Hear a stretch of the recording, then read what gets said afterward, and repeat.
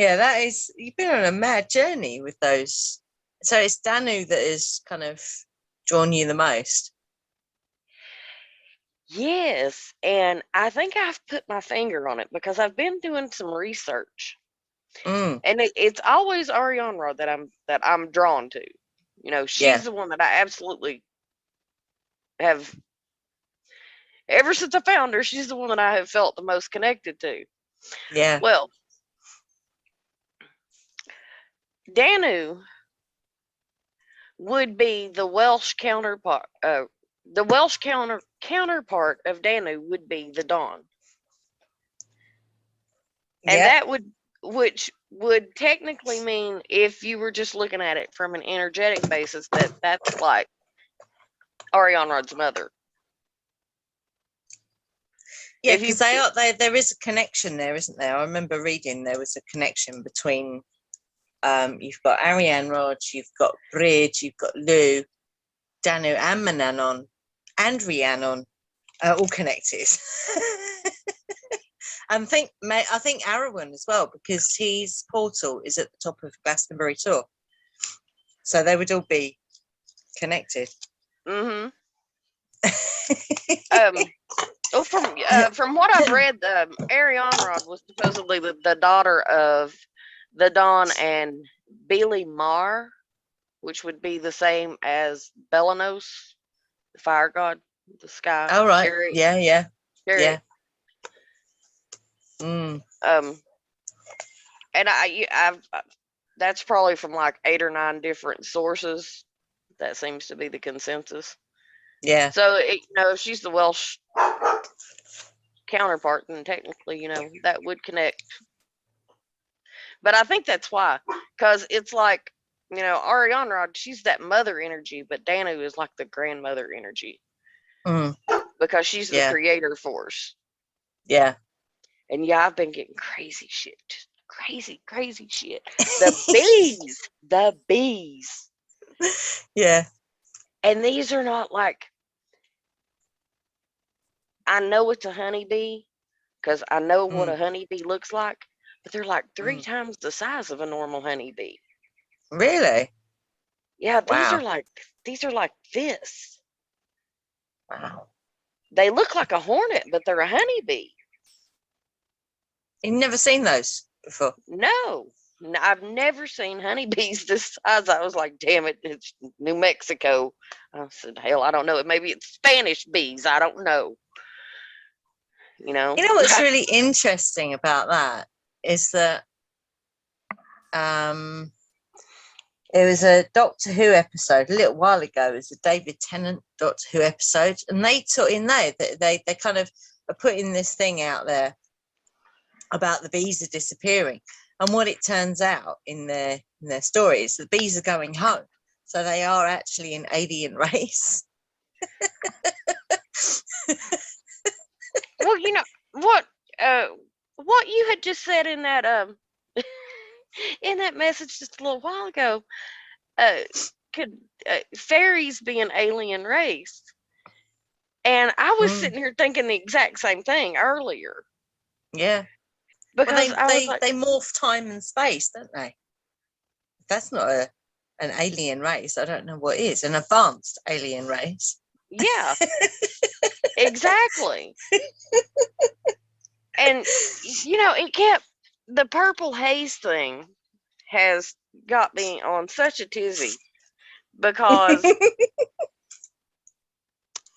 there's so many ways that you can look at what he said, and to say it was a joke, it was just like he was throwing it out there. Ha ha, hellier. Yeah. Because I literally was like, oh, the Hathors got jokes. Yeah. That's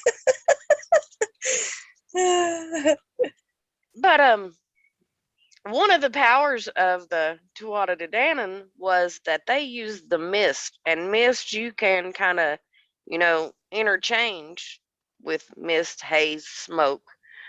But they used the mist to appear and disappear, and they used it to cloak their presence from humans. Which is what Rhiannon does. Well, Rhiannon is the queen of the Fae. Yeah. And you know, we've Because if had all of anyone those tries, going. if men try to chase her, it's like she doesn't get any closer. She gets further away, and then she disappears. Yeah, she's on my altar. Weird. She's still on my altar. Cool. The more I do this, the more I keep going to the Celtic deities, the Celtic energies. But there was just so much stuff. It's just been, that was on Thursday. Hell, this is what, Sunday, I think now? Yeah, Sunday. And it's just been a constant thing over the weekend. It just keeps coming in and coming in and coming in. And I'm like, when he was talking about, and this is like where it started, when he was talking about Draco being a chord, it was just like, it's a musical note. That energy is a musical note. But that's what frequencies are. You know, that's what a musical note is. Yeah, it's interesting that you're saying that, because what is it? And I don't know if you're noticing a similar thing, but it's so quiet here at the moment. It is like outside, when normally there's lots of noise with kids going up and down, going to school, people hooning up and down the road on their bikes and in their cars, and just general kind of noise. That has all gone quiet. And I put it to someone today, I put it to Ian the other day.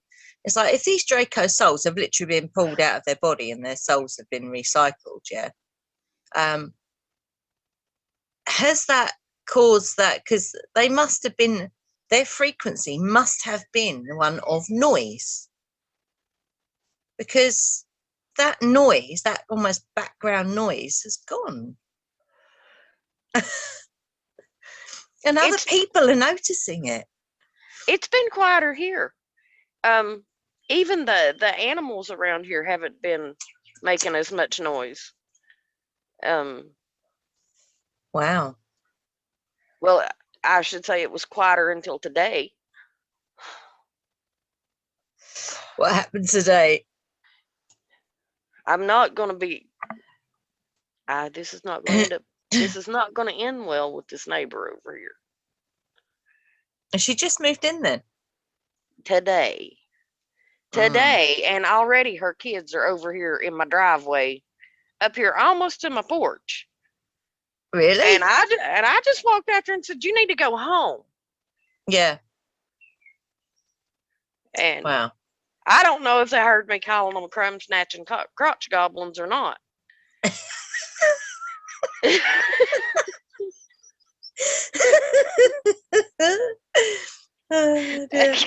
Because, you know, I already put my time in there. These are not my kids. Yeah. You need to take care of your kids. Yeah. You know, I ain't getting paid for shit.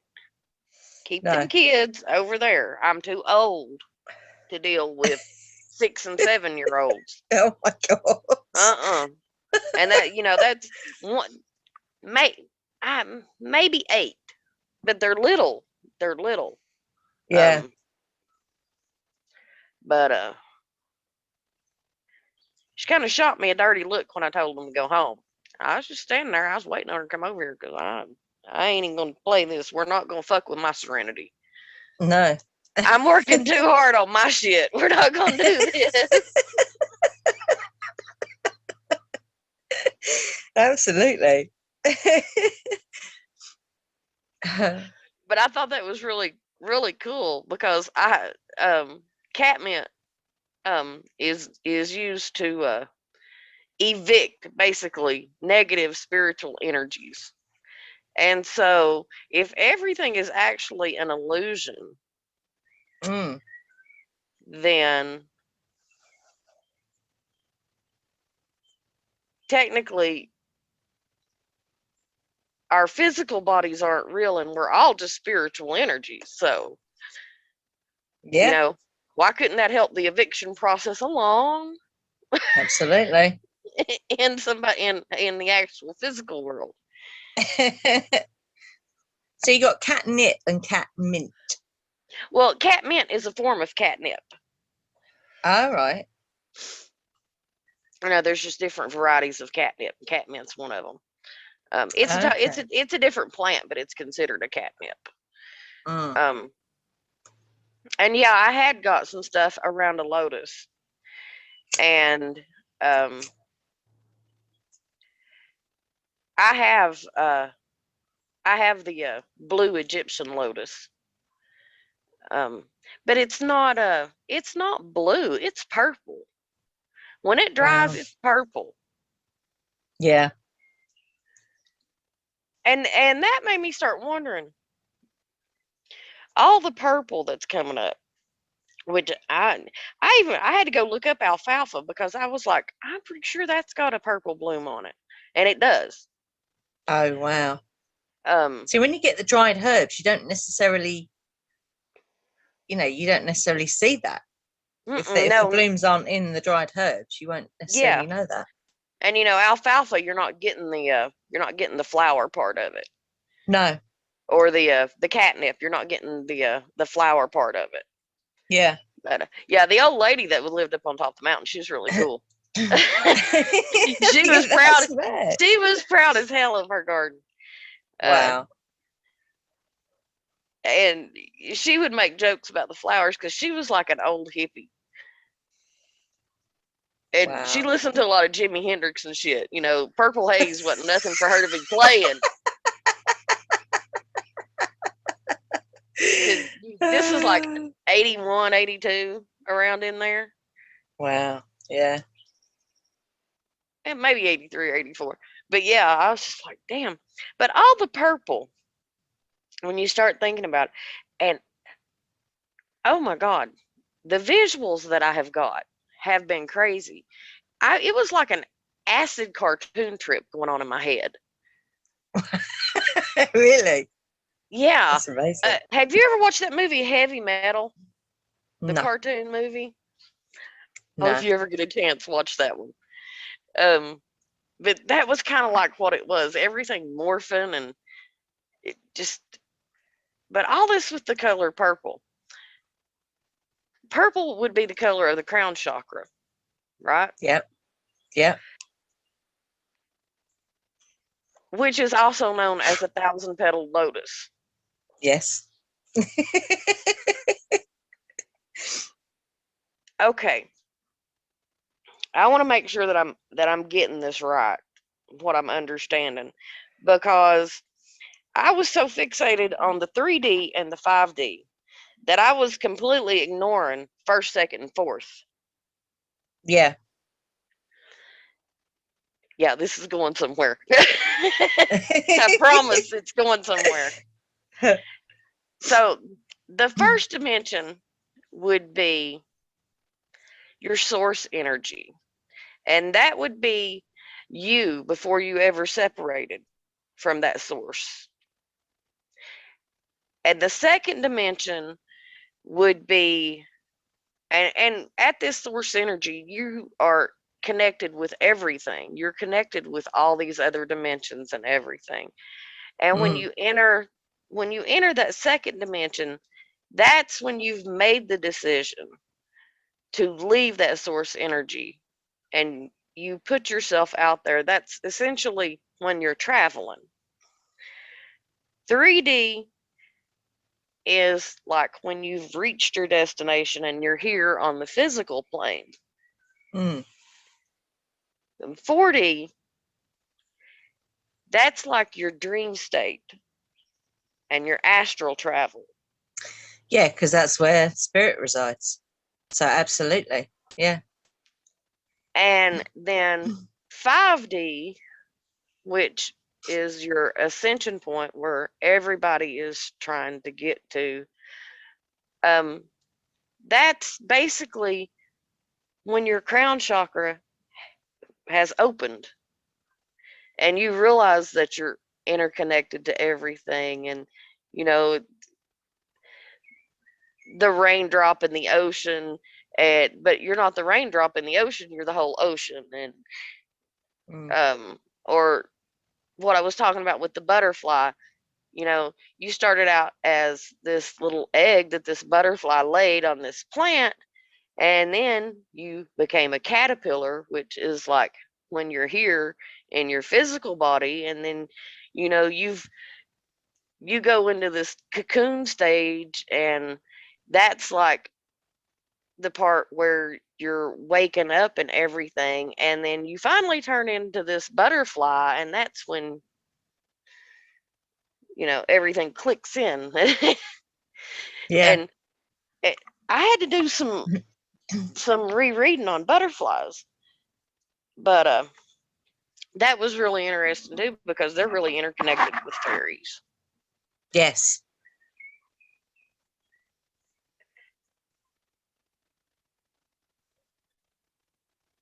So I mean, all this purple coming up, and it was really weird what I got when where did I write that down at? I'm telling you, I got 2 notebooks here. Oh, I've lost count of how many fucking notebooks I've got. I've had to label them. Yeah, but this is just from this literally one thing, and I'm like,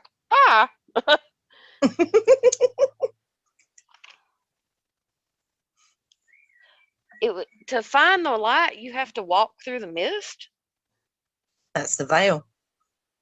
That is the on the tree of life. That's Darth, which isn't on every tree of life.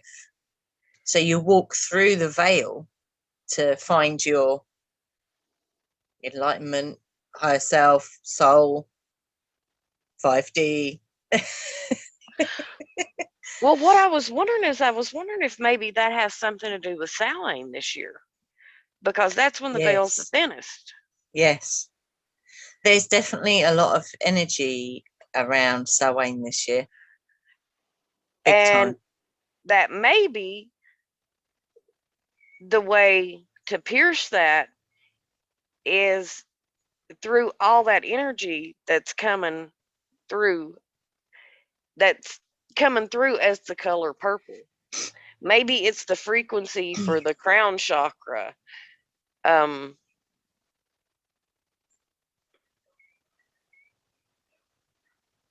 You know, I don't know. I'm still kind of puzzled, but maybe that's the frequency to tap into to pull down that curtain. Mm.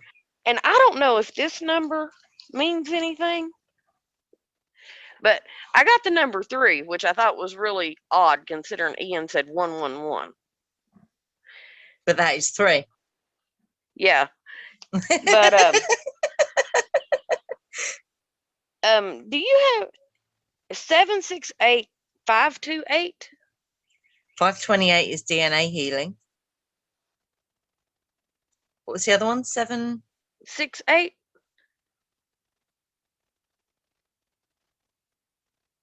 So that wasn't just one big number. No, 528 is DNA healing.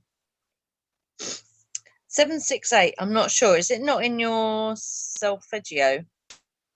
You know, I hadn't even looked because I thought it was a 6-digit number. That wasn't clicking.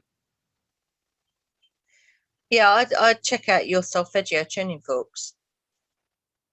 It might be in there.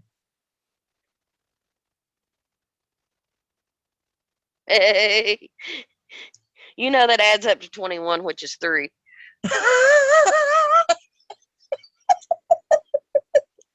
What, the whole number? No, the 768. That adds up to 21. That's a 3.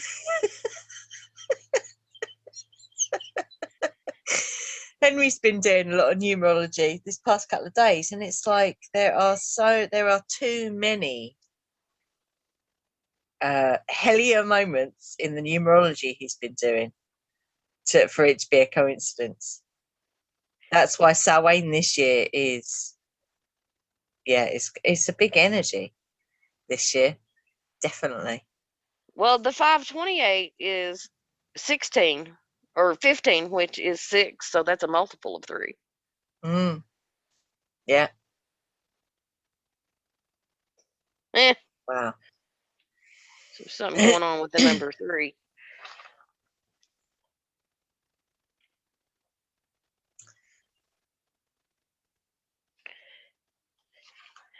Well, it's the ultimate. Someone said the other day, it's the ultimate creation energy. So as well as being Trinity and all those other things, because you've got the masculine, feminine, and then you've got the creation of the masculine and the feminine. Got like the seed, if you like. Yeah. I'm like, wow, I've never seen it like that. But that makes sense. You have that source energy that divides into the masculine and feminine, and then you get the result from that. Yeah. It's very cool, isn't it? And then the number 4, you get the foundation for things.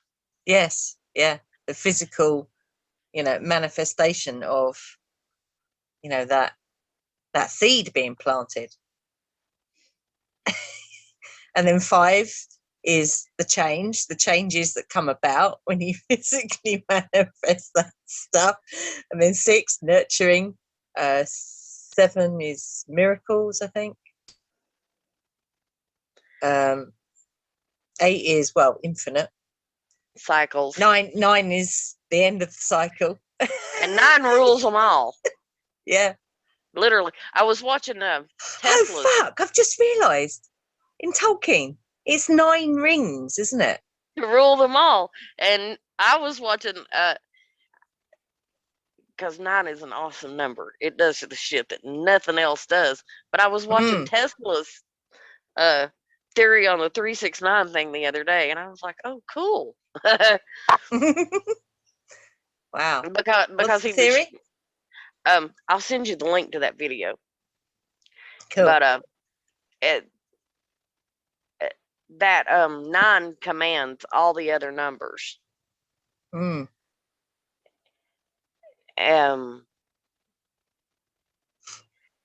then that's just like, oof, I'd have to watch that again. Oh, it's one of those videos. Yeah. I know the ones you mean. Yeah, it was, I really have to read that, because the guy that was trying to explain it, he wasn't doing a real good job. And okay.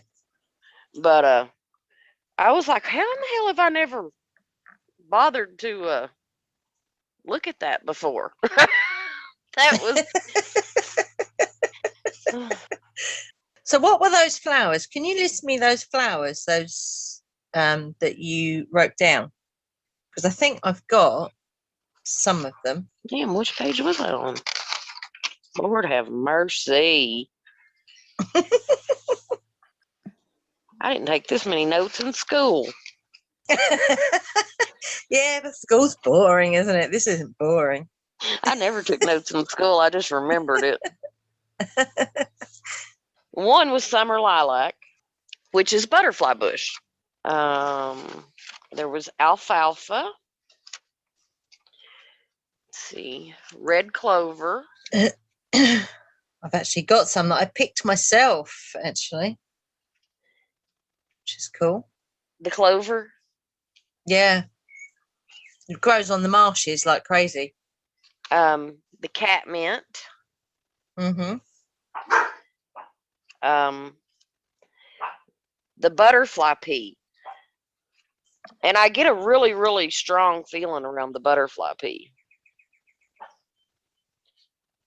Yeah? Yeah. But it's like a lotus. It's considered a really sacred herb. And one of the things that I've noticed with this is a lot of it is revolving around water and the whole feminine energy aspect. You can't get much more feminine than butterfly pea. The name for butterfly pea is clitoral. Can't remember the second part of it, but it's actually, it looks like a vagina. Oh my God. Yeah. It does. Wow. That's quite amazing. And it is if you look up, there's just so much stuff that it's good for. Mm. But it turns this, it's a beautiful, beautiful dark blue when you make a tea out of it. Yeah. And then when you add lemon to it, it turns this awesome shade of violet. Oh wow. Which is So pure crown alchemy. check. I'm pretty sure that was it. Did you know that Aristotle named the butterfly Psyche? I didn't. Yeah. Oh wow. And where you were, Lovely. you asked about the significance of blue chalcedony.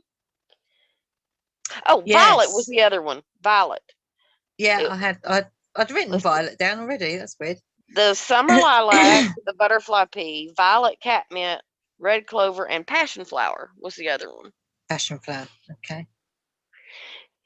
And all of those plants either attract butterflies for them to feed off of, or they're host plants. Wow. Did I tell you? This was a few months ago now. It's about 3-4 months ago. There was this. It was a moth. It was a white moth. Yeah, and it flown in the window, and it was fluttering around in a really strange way. Yeah, and I didn't know what it was doing. But then when I looked up, there's these white lines everywhere. I'm like, oh my god, it's come in here and it's laid its eggs in our house. Oh. Shit.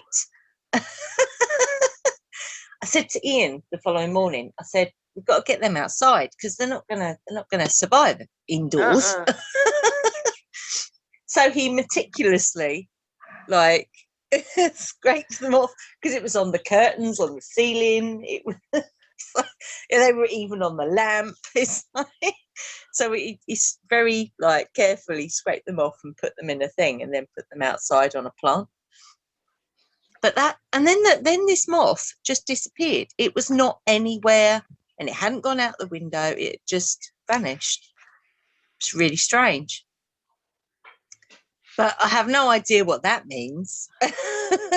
If a moth comes in and lays its eggs in your home like that, and it was a big white moth. It's pure white. It's amazing. Well, I don't know about moths, but I know any type of a white animal is considered, it's considered sacred. It's considered like an embodiment of spirit. Oh wow.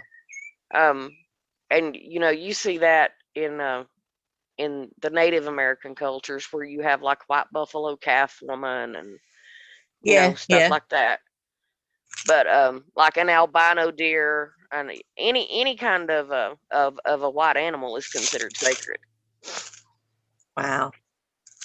And Cool. I get so mad, you know, because they're so rare, and then you have people posting pictures of them. I'm like, thanks, asshole. Thank you. You just told somebody where it was at so they could go shoot it. Yeah. You know. Yeah. Because it's a trophy. Yeah, and it's weird, isn't it? How people can see it that way. I don't understand that mentality. It's like, oh, it's very rare, I must kill it. What the fuck?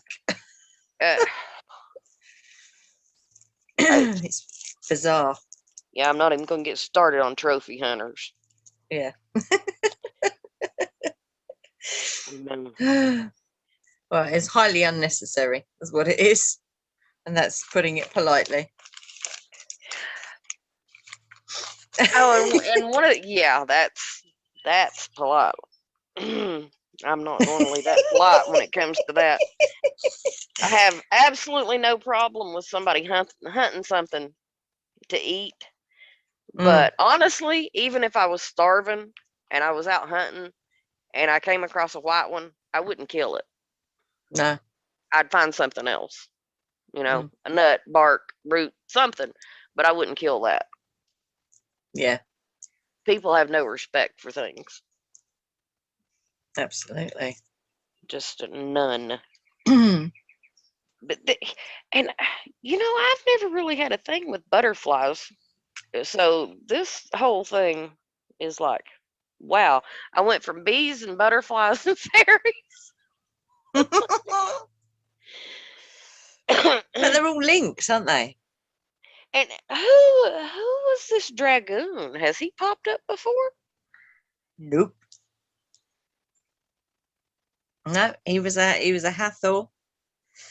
His name. Oh, I don't know where I wrote it down. There was another bit to his name. I don't know where I wrote that. I think I wrote it on a bit of paper just randomly, so I'd have to find that bit of paper.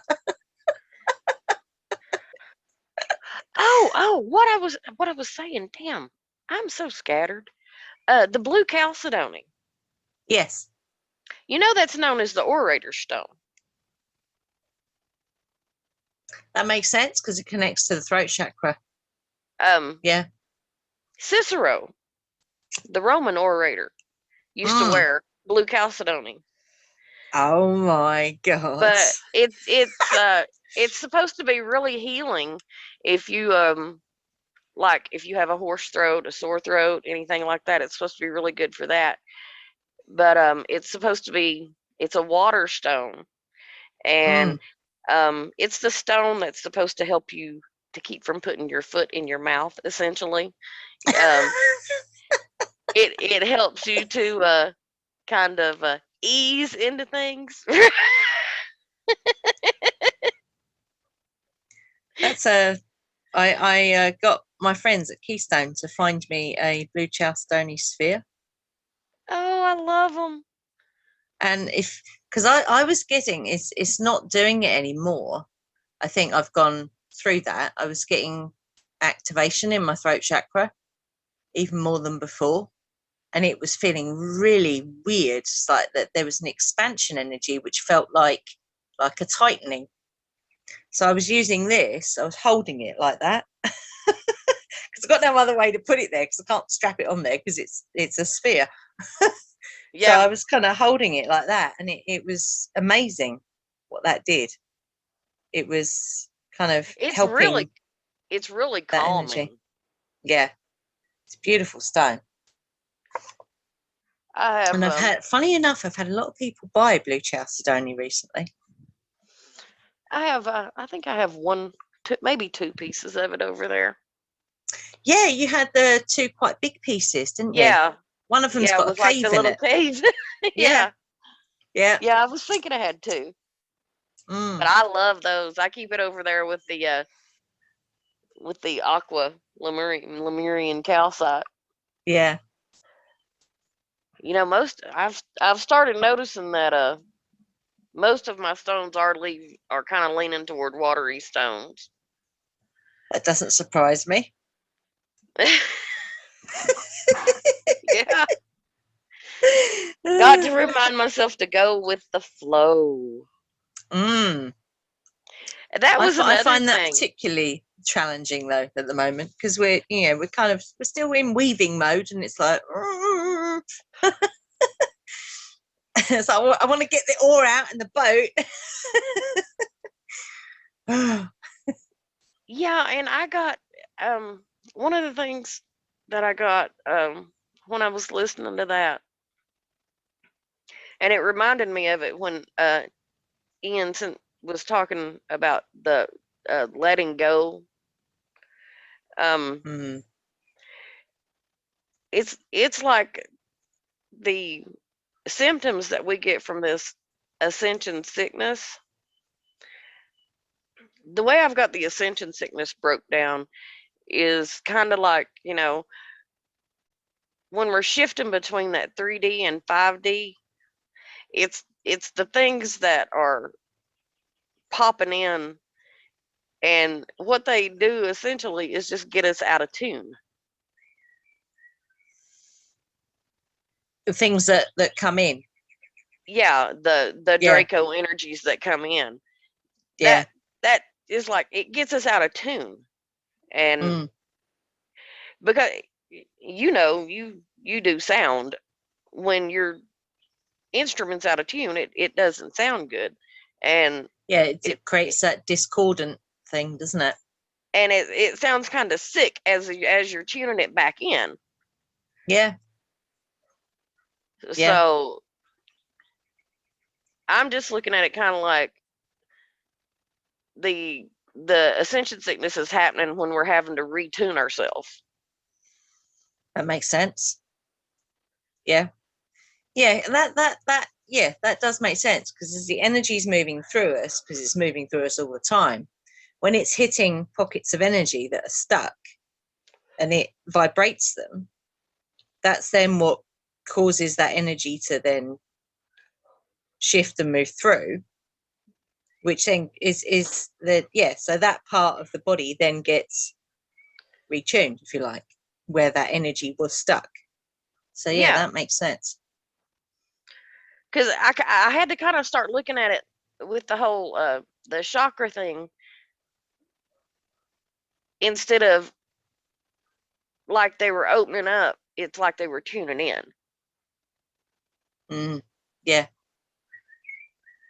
Because obviously your chakras can't be all the way closed off. No, they if they're out of balance, they're usually spinning very slowly. It might appear that they are switched off, but they'll just be spinning slower than optimal, if that makes sense. Yeah, and that's like so like if you're using a singing bowl or something, and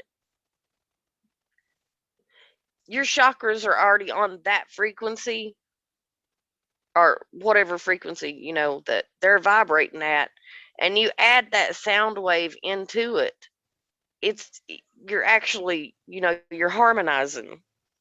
Yeah. It's not the discordant, it's not the interruption of the wave, it's the amplification of the waves, where it's actually turning itself into a new wave when the two are put together. Yeah. If that makes sense. Yeah, that makes perfect sense. I don't know, because it's that word again, amplification. I'm gonna have to watch David Wilcox's video tomorrow, because I'd forgotten he was doing it at 11 o'clock. But his video is all about the amplification of things in nature at the moment. It's like, fucking hell. That's what we've been seeing, for fuck's sake. It's mad. Well, it's got me wondering too, what frequency do Dracos vibrate on? It would be, like the frequency of mosquito. Ooh. Yeah, exactly. That's the frequency. That's the frequency. I'm not sure what frequency that is, but it's very low, and it's got that discordant thing to it.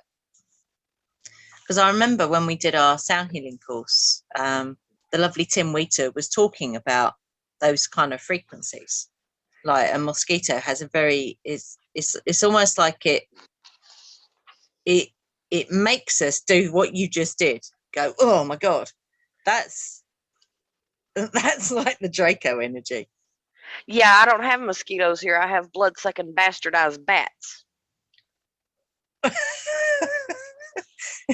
You mean large mosquitoes or actual bats? They're huge. Oh my God. They're huge. Blech. And the mosquitoes around here apparently are bad about carrying West Nile virus. Really? Wow. Yeah. So that got me kind of paranoid after all the mosquito bites that I get. And I didn't know this. I saw it earlier, and I've been freaking out ever since. I even went and grabbed a bottle of alcohol and was like scratching every mosquito bite that I have and pouring alcohol on it because apparently mosquitoes can bite a botfly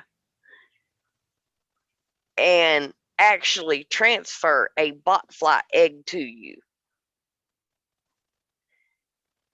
And botflies are horrible around here. These cats get infested with them. If you've the larvae for these things are like this. Ugh. It's literally like having a huge maggot down in your skin. Oh my God. I finally figured out what was causing all the sores on the cats, and it's botflies. Wow. And when I found out that mosquitoes could carry that larva after they bit one, I was like, oh, hell no. It kind of makes its like own little species when it does it. And I was like, oh. But yeah, that's a really good way to describe that, because that's like, oh, I can't really think of much lower. Yeah. Oh, give me a twitch. Yeah. Damn. He gave me a Biden twitch.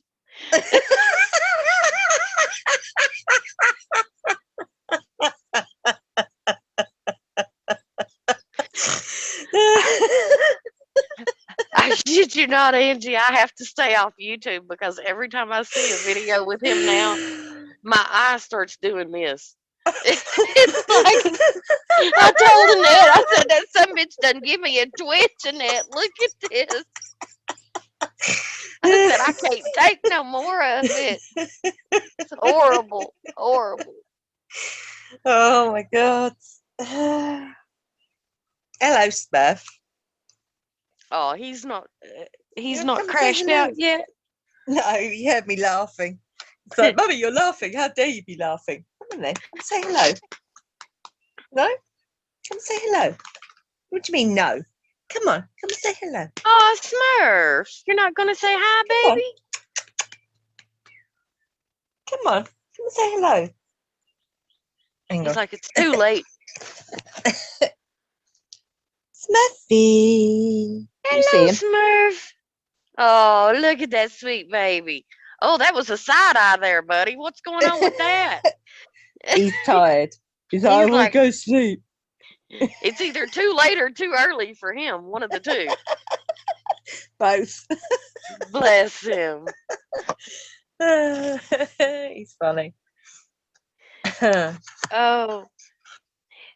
So if Dracos exist in that low frequency, then the lower their frequency goes, like the happier they would be. You would think. The more that they can pull down everybody else's frequency. Yeah. Then, you know, and that's probably when they thrive. How do we disrupt their frequency? With the love frequency.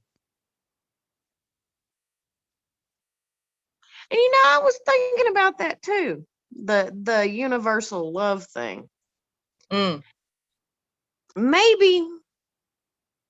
I don't even know where my brain is trying to go with this one. But maybe it's more of an aspect of love. Maybe it's care. I think it's all those things. It's joy, it's compassion, it's peace, it's caring about people, it's, you know, enjoyment of your life, because they don't want you to be doing any of those things. But like with manifestation, it's the things that we care about that we really focus on. Not so much the things that it's not so much all of, I mean, to me, care is just one aspect of love. You know, because obviously you have to care about something to love it. But love is sort of the all-encompassing thing. when you start focusing on you and the things you manifest the things that you really care about, and you give the attention to get there. So I'm thinking maybe I need to like maybe reword some stuff or something. Well, something we found is that if we super focus on something we want, we don't tend to get it as quickly as if we say, right, that's what we want, and then we kind of, it's like they're on the sidelines, and then we just carry on doing what we're doing, and then it kind of falls in. It's like that whole watch pot never boils thing. Yeah, definitely.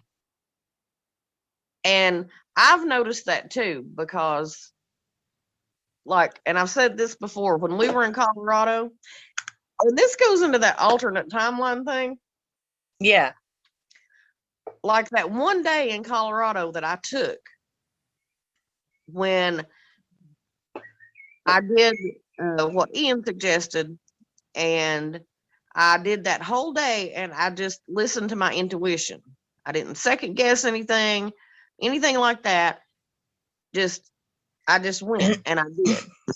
And I had the things crop up that I needed that I would have never found if I hadn't done that. Yeah. So like, because I was getting in really deep over here with this alternate timeline thing and jumping the timelines and stuff. And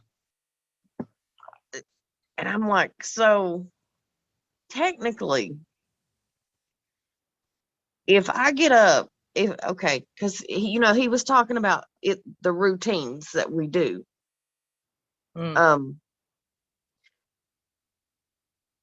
I've altered my timeline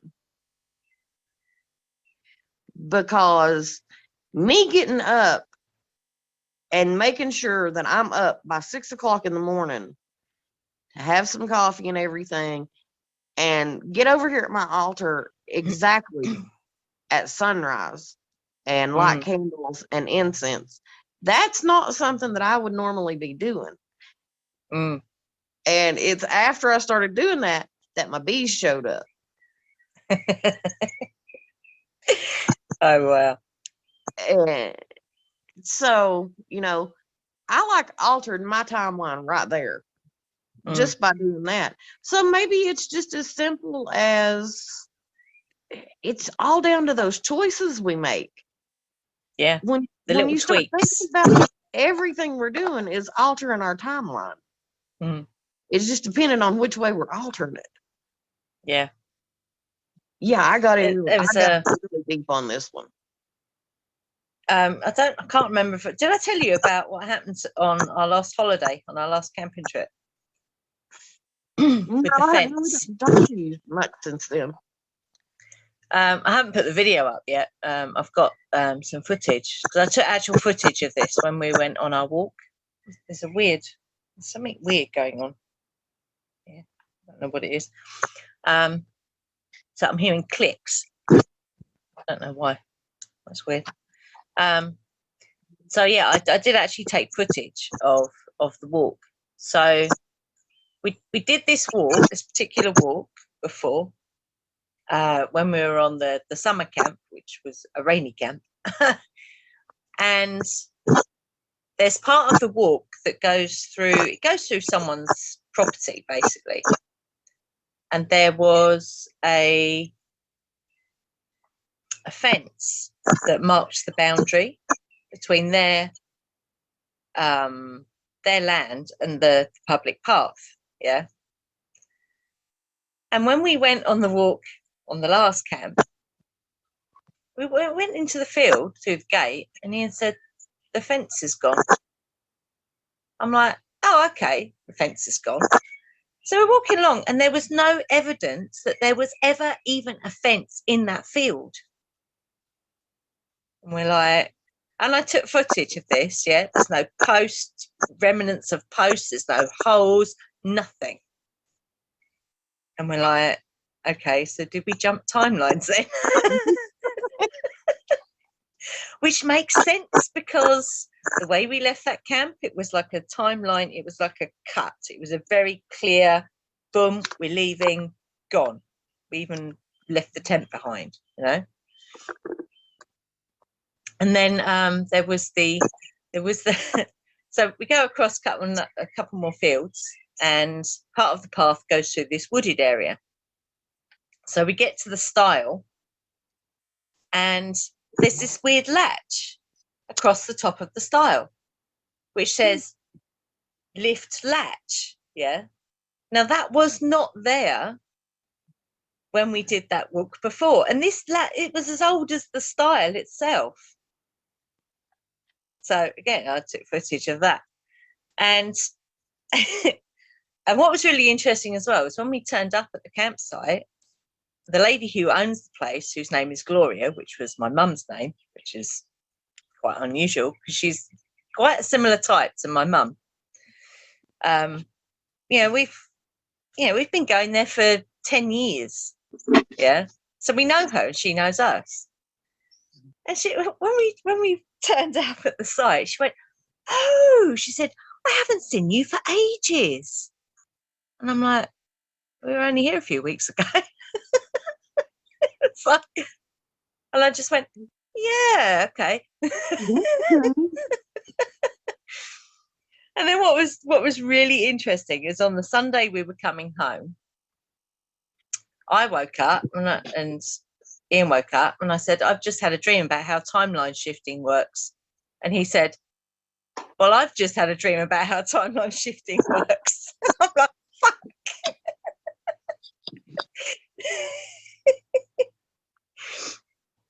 So we'd both had a dream about how you shift timelines. And it is so subtle. It's like, if you can see like how a future timeline pans out, all you have to do is just make a very slight course correction. So leave the building 5 minutes earlier, for example, which is what happened in my dream. And then that whole thing doesn't play out how it did when you saw it on one timeline. It's like, whoa. Kind of like not getting on the plane. Yeah. Yeah. Or, for example, at the moment, we're walking at sunset, which is a completely different way of experiencing the walk that we do. And we've also got a message about the sun. So the sunlight is different at that time of day. So you're getting different types of downloads at that time of the day. Yeah, and I think maybe that's one of the reasons that I've started doing this at sunrise, because sunrise and sunset are both liminal spots. Magical times, yeah. You know, they're thresholds themselves. When the veil is thin. That goes back to the mist. Do you get mist? I don't know what time you do your walks. Do you have mist on the marsh there at the time that you're walking? In the winter, yes. So in the early morning, yes, because we've walked it when it's been fog, and literally you cannot see either. It feels like you're walking along a mountain pass or something. It's quite a unique experience. I found a picture. I was looking to see if I could find one to show you. The mountains where I grew up. And, you know, I told you that in Cherokee, the name of the mountains is Shekonahay, which means land of the blue smoke. Yeah. But at sunrise and at sunset, the haze, the mist on the mountains is purple. Oh, God. It's purple. It's when you look at that mountain, when you go up to like 600-700 feet and you're looking out, I mean, if you're up at Look Rock or something, or Klingman's Dome, and you're looking out, it's just this beautiful, it's brilliant pink to violet to dark purple. Wow. I've never seen anything like it anywhere else here in the States. That's amazing. But the picture I found, if you look, when you're looking at the picture and you look like just a little bit to the left of center, down at the bottom of the mountain, that's where I grew up in that picture. Oh, wow. I would love to find who took this picture, because I know exactly where that picture was taken. Been to that spot many, many times. I know exactly where it's at. Because I Wow. was like, oh, right there's my house. But, it's 20 miles off, but I know exactly where my house is at. Wow. But yeah, that's why Cool. I've lived in a purple haze all my life. It's the only spot in those mountains that does that.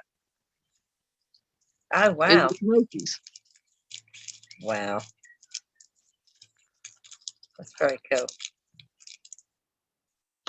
And I loved it because it was just like, what is he talking about? I mean, I was like, the Hathors are like, the oasis is a haze, and the haze is charged and leaves the oasis and travels in the atmosphere and goes to where it needs to go. This is one aspect of the procedure.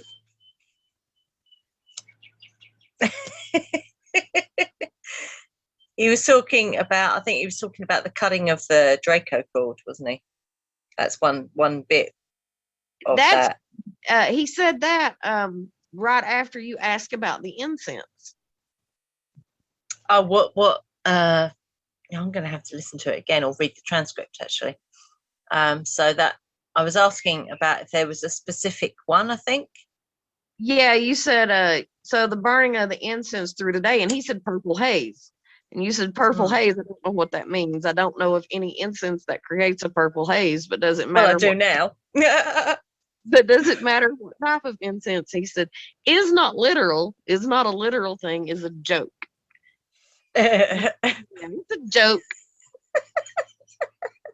And then you ask, so does it matter what incense I burn? And he said purple haze. Yeah. And you said, okay, I get that it's a joke. Yeah, okay. So any incense then, or a specific incense? And that was when he said the oasis is a haze and the haze is charged. And you said, so the burning of incense is one thing to do. And what are the other things that there are that we can do to shield from Draco energy? But see, this is where it gets hellier again. Because, where the mist comes from is from what the Cherokees believe to be an enchanted lake. And the story behind that lake was that it was a magical oasis. And anything you read about this lake, that's how it's described. It's described as a magical oasis. Wow. With clear just got goosebumps. Water. And a purple mist that rises up off of the water.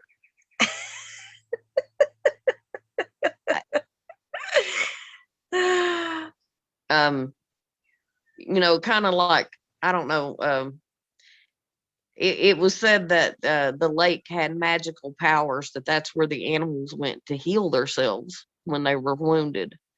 And my goodness. that all the types of the animals in the mountain lived at that lake. Wow.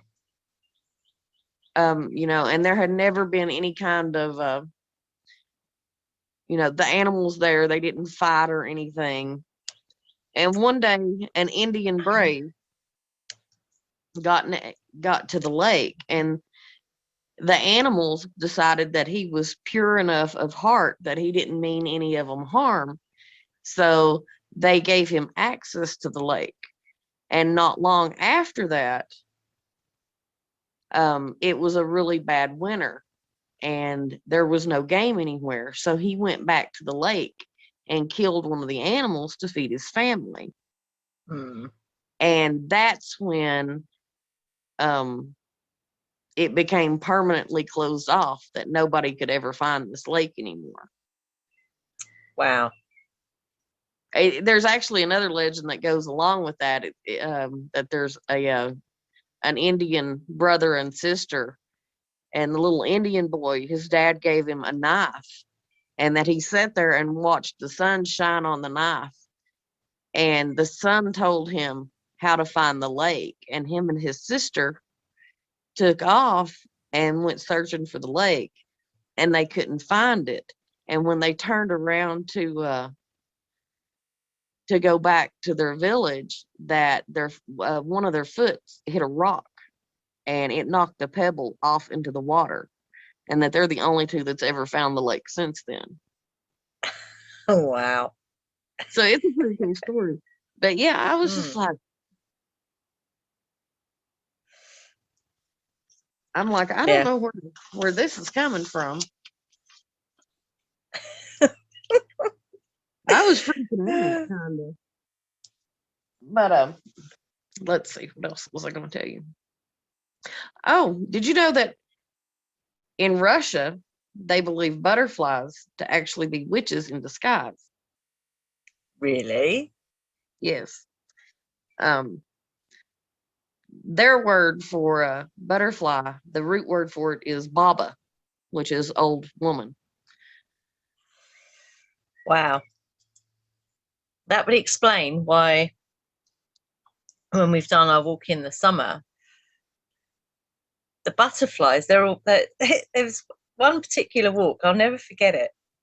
This one butterfly kept landing on the path in front of us, and we'd catch up with it, and then it'd fly off a bit, and it was like it was leading us down the path. It was crazy. There's the Lakota believe that if you can catch a butterfly and not harm it, that you can whisper your prayers to it, and when you let it go, that the butterfly will actually carry your prayers to the Great Spirit. Wow. But you can't harm the butterfly. Yeah. You know, if you do it any kind of damage, it doesn't work. Yeah. And what was it Ian had the other day? He had a moth land on his nose. That's weird. Because I had a great big head torch on. I had a massive, great big head torch on. So you'd think it would have gone for the light of the torch, but no, it landed on Ian's nose.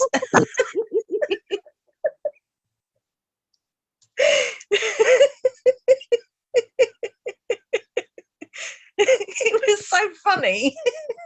It was like something out of Grimlick.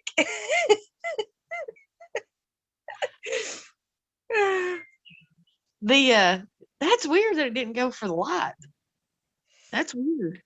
Because it came and landed on, because I had my bear coat on, so my big woolly black cardigan thing on, and it landed on that. It didn't go for the light. It landed on me, and then it went off me, and then landed on Ian's nose.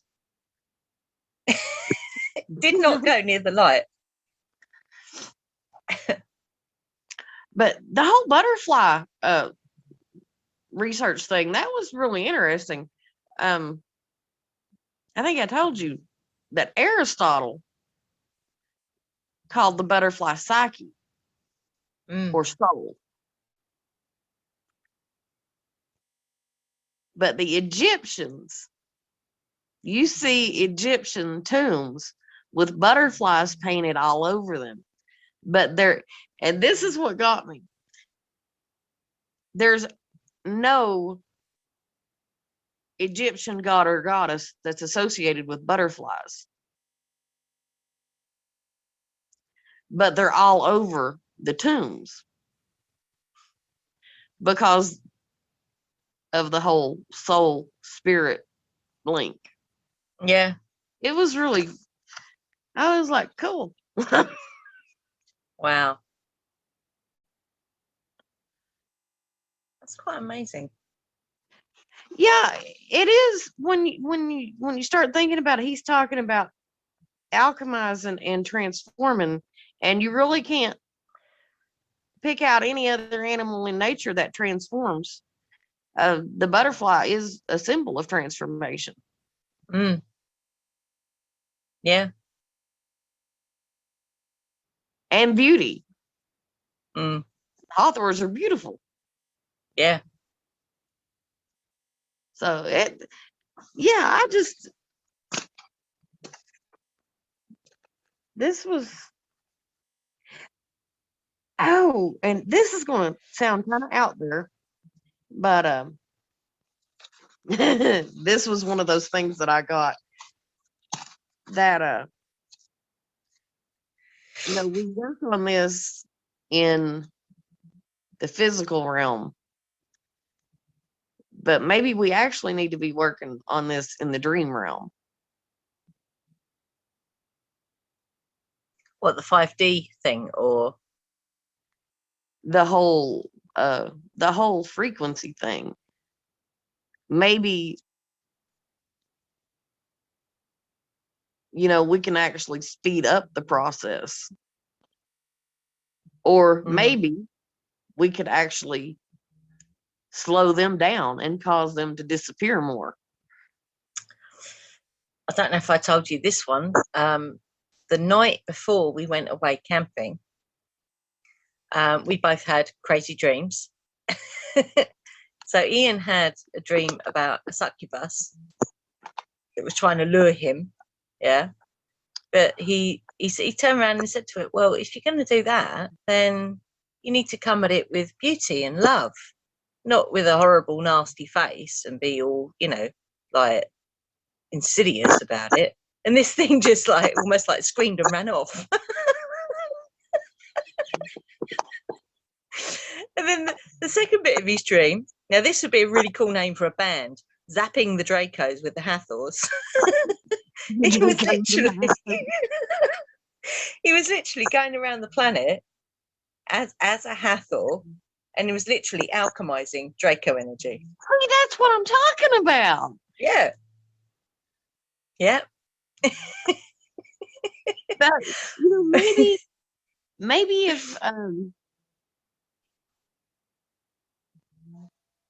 if we were consciously trying to do that, if that's the intention we had when we were asleep, maybe we could put ourselves in that spot. Yeah. I do one of the it's the main one I do actually. The hypno meditations that I'm doing at the moment when I go to sleep is the activating your 12 strands of DNA. So that's basically activating all those things that they do not want you to access. And then what dreams I have from then is, I don't always remember them. I've noticed it's almost like I'm wore out when I wake up from dreaming. It's like I'm physically tired when I wake up. I have been having some of the just most off the wall dreams lately.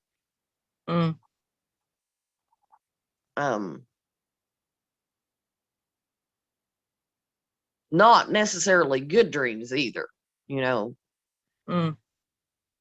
I'm literally just worn out when I wake up, because it's that seems to be a common thing that people are saying. It's like they're doing battle in their dreams.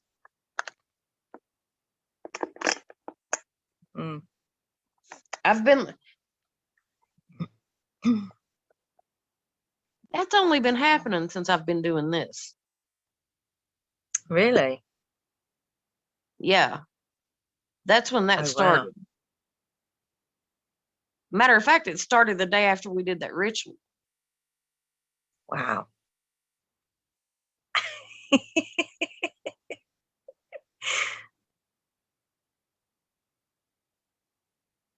And I've noticed that before, it usually takes me a few minutes, to get worked around and get comfortable. Even if I'm just trying to do a meditation or something, it takes me like a good 5 or 10 minutes to get worked around and get comfortable to where I can really get settled in. And I've just been like dropping into it. Wow. So that's the water connection, isn't it? Shut my eyes and I'm there. That's the water though, isn't it? That's the letting go. Letting the water carry you. Yeah, there's no point in fighting anything anymore. The whole water aspect of everything is just so much easier because water is going to flow where it flows. Yeah. And it's definitely. water will always take the path of least resistance. And if it can't find a path of least resistance, it'll wear its way through. So eventually it'll get there. I'm just I'm past the being stressed over stuff. That's what I said. I'm working on my Zen state. And I have figured out that for me, that ascension for me is that Zen state that I'm looking for. Yeah, definitely. And it almost feels like a flat line. I don't know if you find that when you're in that state, it's like it's almost like you're flatline. Yeah, like you just plateaued. Yeah. Because I was getting a bit, what is this? When that was happening, it's like make me feel really kind of uncomfortable. It's like, no, Ange, this is it. This is the bliss state. It's like, which is what the 111 is. That's that frequency. I haven't do that yet, but I'm gonna have to. I'm gonna have to listen to those other two too. Yeah, 528 and 768. Yeah, well, let's find out what that is.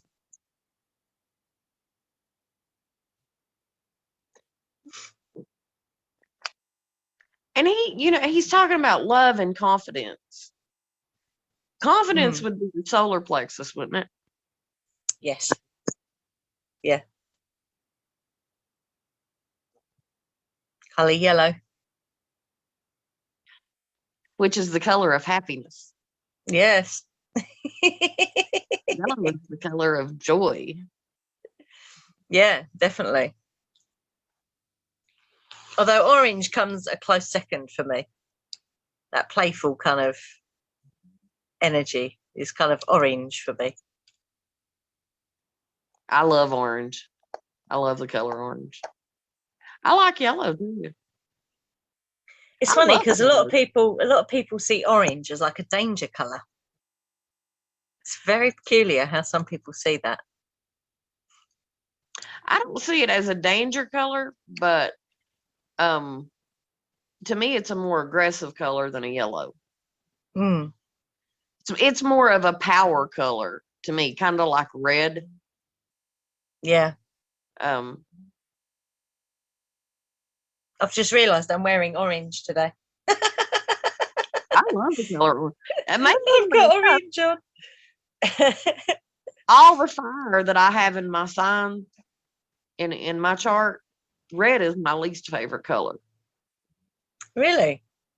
Wow. My favorite color has always been purple. My room used to be painted purple. Oh, wow. My eyeshadow, I would always wear purple eyeshadow. I've always been for purple. God, my dad hated it. He absolutely. That was one of the biggest shit fits that you've ever seen when he come in that house that day and saw that I'd painted my room purple. I thought he was going to tear my ass off. You just couldn't paint it white like any normal kid, could you?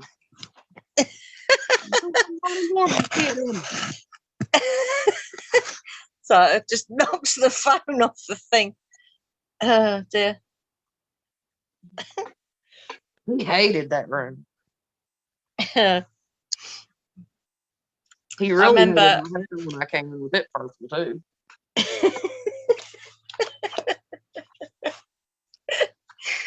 Oh dear. That was my Funny. thing. I used to torment him. I went to cosmetology school, and I have really good hair when it comes to being able to dye it and stuff. My hair being able to take the dye and not burn up. Yeah. For about 4 months there, every week my hair was a different color because people were practicing on my hair. And I used to do it just to drive that old man insane.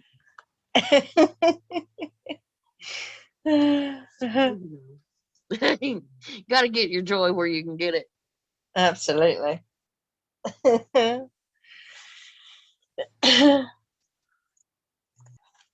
I wonder I couldn't hear it properly. I've got the wrong headphone plugged in my ear. Oh, it may be my tablet. That's why I've been wearing those headphones. I don't know what my microphone's like, but my speaker is horrible on this thing. Yeah, same with my phone. I can't hear anything through the speaker on this phone. It's rubbish. There we go. I've got the proper headphone in now. So if they're disappearing, Yeah, then apparently raising the frequency is working, absolutely. because that would be in direct opposition to what they like. Yes. Yes, very much. And what's interesting as well is when we did that greater banishing ritual in May last year, we asked the blueprinters to take the Draco off the planet. I don't know if you remember that. That was the one where we did all the dancing. Yep. Because we did the lesser banishing. We did all that in that ritual. Yeah, we did the whole lot. So yeah, we called in the blueprinters, Blue Star Rigel, and something else I can't remember off the top of my head. I know we got the Earth involved as well. And we called for the truth to come out, and we also asked for the Dracos to be escorted off the planet.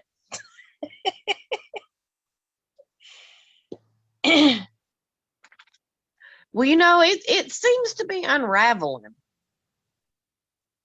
It really big does. time. Big time.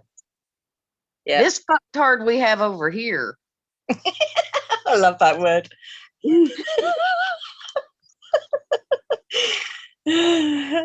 Yeah.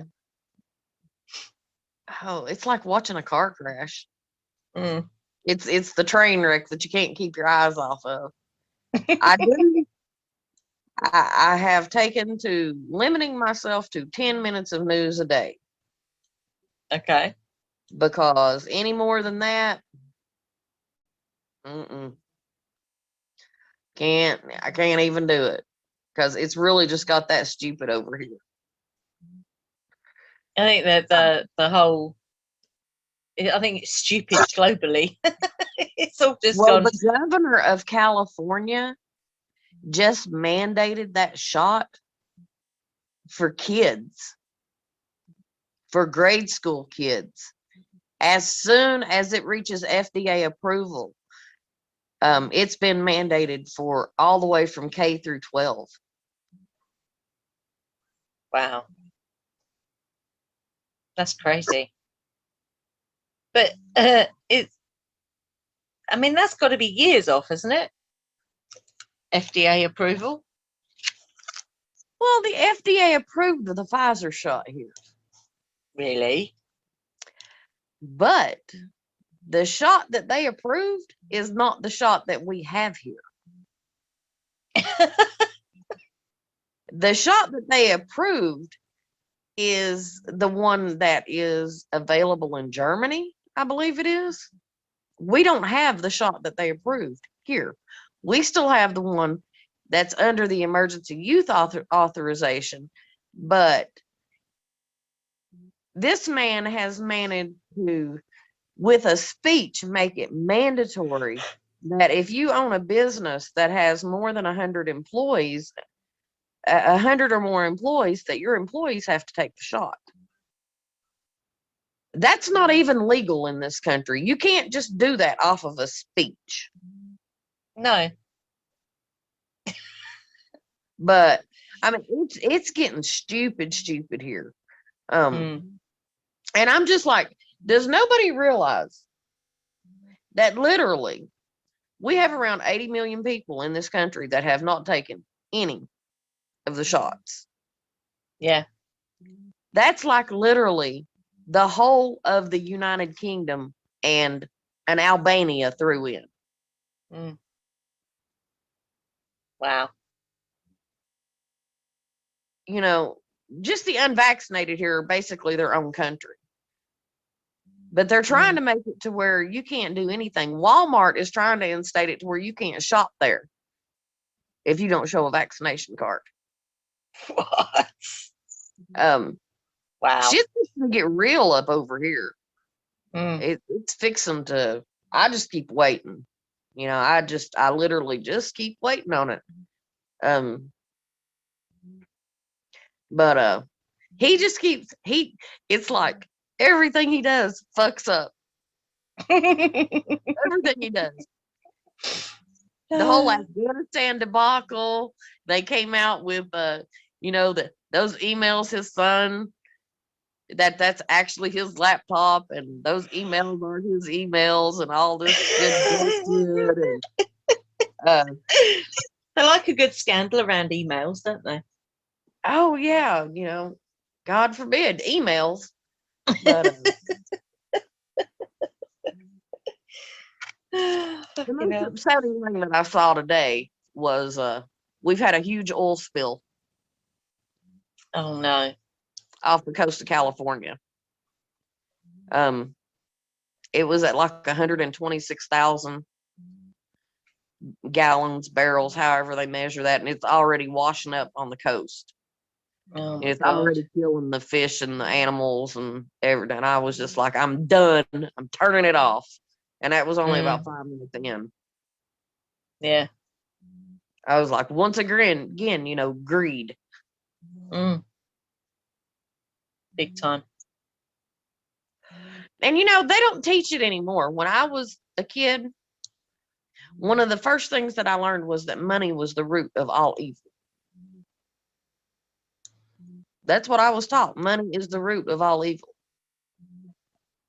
Yeah. You know, men do things for money that they won't do for love, that they won't do, you know, for any other condition. But for money, they'll do it. And when you think about the Dracos, that's exactly what they are. It's the rich elite. It's just. Can you hear that? It's like a. That's Dee Dee snoring. Really it's Dee Dee snoring.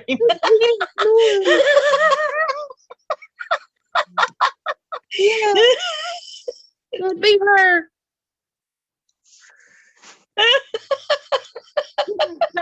Just noises when she's sleeping. Oh, bless her. Sounds like she's got a stuffed up nose tonight. Yeah. No, bless her. Yeah, Oh. She's out of it. She's so cute. Yeah, out of it. Hmm.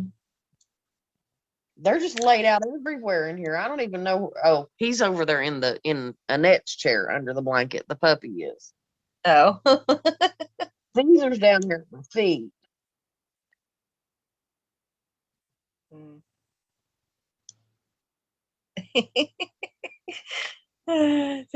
That's funny. He wasn't at all impressed with the crotch goblins. No, I bet he wasn't. And I bet if they saw him and heard him barking, they'd never come back again. They did hear him barking. He was hitting the door.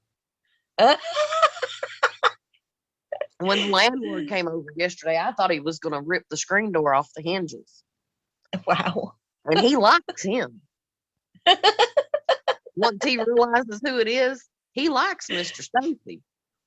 But he was just pulled up with his truck enough to where Caesar could see the front of the truck, but he couldn't see, what was going on. And he was having a fit. He was like, is that damn dog okay? And I said, why don't you walk up there and ask him?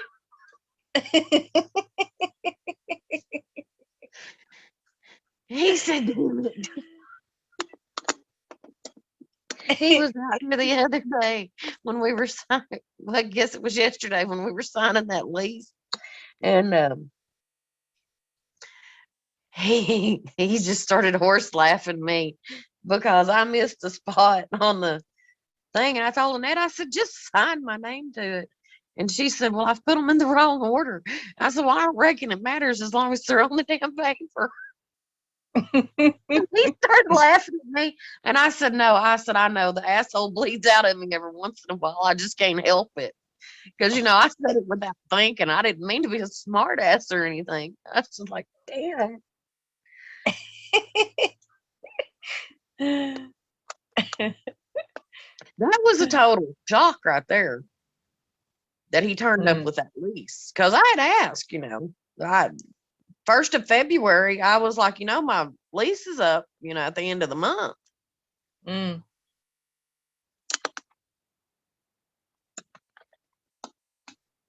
But I'm just going to go with it, because like I said, January and February is the worst months in Tennessee. Mm. So they never know. They might get like a hellacious blizzard or something. The way the weather's been here, it wouldn't surprise me. Mm. All the volcanoes going off has got me like. Really? So I don't watch any news. I have no clue what's going on out there. Kilauea in Hawaii, it's going off right now. But wow. the big one is the La Palma volcano in the Spanish Canary Islands. Mm-hmm. It's basically just destroying the whole island. Wow. Yeah. And I was thinking about it and I'm just like, so there's that one. The one in Hawaii's went off. We had the one in Iceland. Just like within the last year, it's like this whole ring of fire thing is just popping up. Mm. Volcanoes that have been dormant for decades are rumbling. I'm like, holy shit, Yellowstone has a super volcano. If it goes off and we're in New Mexico, we're fucked. Because New Mexico, we have volcanic tubes that run all under us. There's actually a volcano in New Mexico. It's just not up above the ground. Wow. Yeah, I didn't know that. Goosebumps. I didn't know that. Wow. it's like, damn, Mother Nature is just pissed. Mm-hmm. And that's why I'm just like, with this whole climate change thing, I'm like, quit being stupid, people, because you're not going to change this. It's too far gone. And I'm sorry, but people who think that they can stop nature. Yeah, I mean, because you can't get more stupid, can you really? Well, I'm just like, how much of a God complex do you have? Yeah. How much of a God complex do you actually have to think that you're going to stop Mother Nature from doing exactly what she wants to do? Mm-hmm. People have already had their chance. Yeah. We've already shit-wrecked it. Mm. So, that's like that whole fracking thing. No, don't. Like, the coal mines are bad enough. Okay, the coal mines are bad enough. But, that's not anything like fracking. That's just, I honestly, and I don't even care. I wish every oil rig in the world would just explode. I really do. Well, maybe not explode, but just like fry to where they couldn't use it anymore. Yeah. Because it's just, I don't know. I wish we could all just go back to riding horses. Yeah. If this asshole here does what he's trying to do, we may end up doing it. They're trying to this whole new infrastructure bill, which is like 2,500 pages, that they're trying to pass, this $3.5 trillion bullshit bill. Apparently, they want to start taxing us per mile when we drive. Now, exactly how do you propose that you tax somebody on their mileage unless you've put something on their car to track how far they've went? Cold day in hell ain't gonna happen. Well, and even if it does, wherever you get tyranny, there'll always be an underground. So there would be ways around it because people won't do it. Oh my God, these people think they're so fucking great, don't they? They think they're just, I don't know, God, like you say, God complex. It's scary, the stuff that they're trying to, these woke liberals. Oh, God, yeah. That they're trying to push across. I'm like, how do you even justify this? It's just so much crazy shit. I mean, I'm just like, if you don't like the way things run here, and this is what you're trying to put in place, why the hell don't you just move to China or North Korea? Yeah. Because that's what you're trying for. I don't want to be dependent on the government. I want the government so far out of my fucking business that they don't even know I exist. Yeah. So, for your sakes, I hope your Boris is not as much of an idiot as. Wow. Stumbles and mumbles here.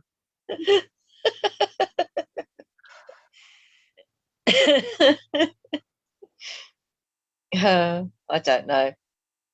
I mean, that they've very quietly under the radar reopened discussions about vaccine passports. So I think he's pretty much there with Biden, really. Well, I saw the other day where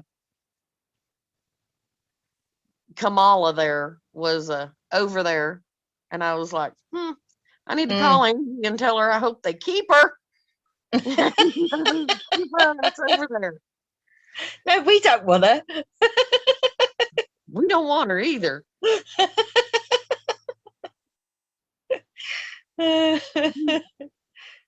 That woman, she can't open her mouth without putting her damn foot in it. It's just ridiculous. No, I don't even think I've any of the Democrats anymore. I don't even think they like her. And the White House staff is horrible. Wow. So no one wants her. Oh. And they're freaking out because they know that they know that if something happens to Biden, that when the election actually rolls back around, that there's no way anybody's going to elect her. And that's kind of where we're stuck at. You know, if something happens to this idiot, then look what we get. Yeah. I'm so ready for those mountains. So ready for them. I don't even want electricity. At this point, I'm going wood stove and candles. I don't even care. Well, that's the thing when we're camping. You know, the only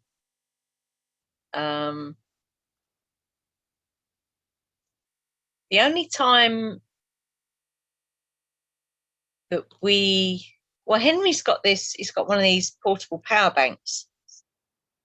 So the idea is that you charge it with a solar panel and then you run, you know, if you need to charge something, you charge it off of these power banks.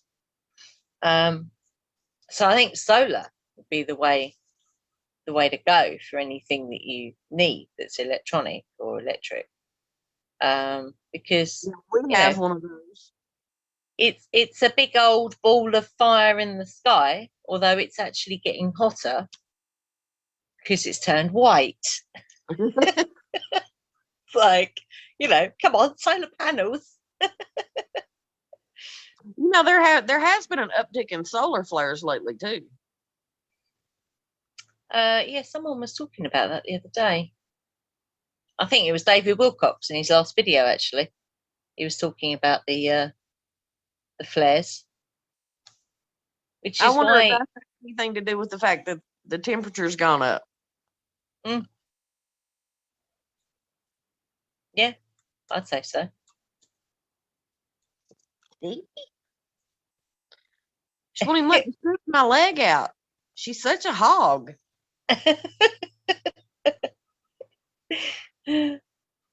Well, I dared to move the blanket, and Smurf's like, "What are you doing with my blanket?"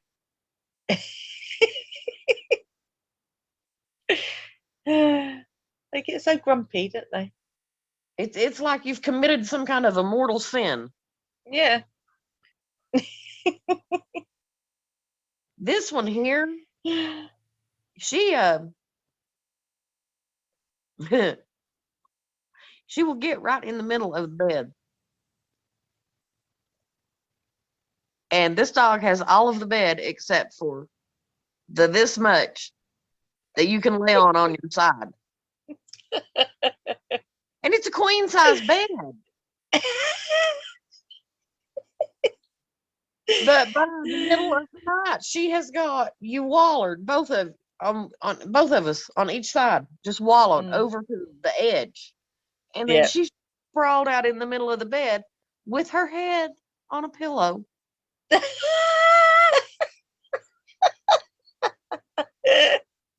Oh my god. It's like she knows she's the queen. Oh yeah. She is. She's the queen of the castle. Heifer.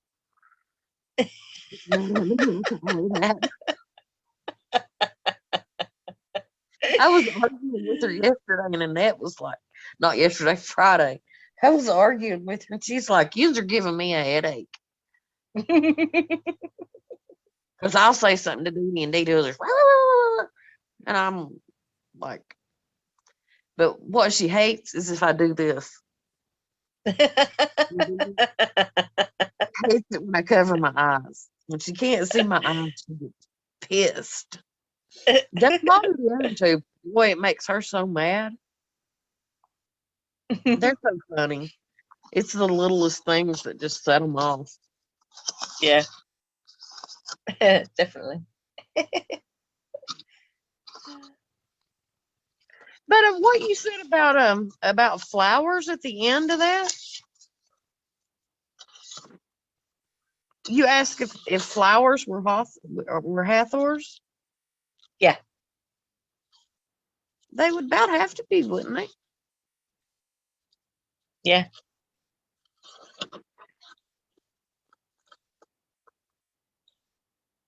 Because on the 10-mile walk that we do on a Sunday, next to the river, funny enough, there's these particular flowers, and some are pink and some are purple. And every time we walk past them, Ian says that's what they look like when he sees them. That's what they look like. They look like almost like flowers.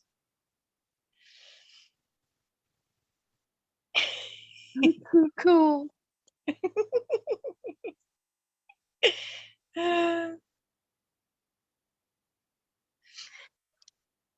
But yeah, I mean, I think I got a pretty good handle on it now. I finally, like I said, everything finally clicked. That's very cool. It was weird that it clicked in that way, the way it did it, but it did click. Mm. You know, I wasn't expecting it just to do it all at once. Because it's been a roller coaster around here the past 3 days. I haven't gotten anything done. I've got nothing accomplished since I started this. Wow. When I messaged you the other morning, I came in and I don't know, it was probably around, I guess, maybe 5 when I saw your messages. And I was like, well, I'm going to just take a little break here, and I'll message her when I get done and come in for the evening. Well, we just happened to realize that we have no heat on that van. Really? And we are in the middle of a cold snap. And no heat means no defrost. So we spent like 6 hours out there trying to trace down fuses and wiring. Wow. Trying to get the heat running. We never did get the heat running. Got the cigarette lighter working, which means we can plug the back of the camera in. But never did get the heat working. So I have to figure out some kind of an alternative heat source. I guess I'm going to get her like a propane heater to put in there. Because half the time she doesn't even get in before 3 o'clock in the morning. Wow. She's got it down to where she functions on about 2 hours worth of sleep on the weekends. Wow. But I got back in here and I was like, damn, the internet is screwing up.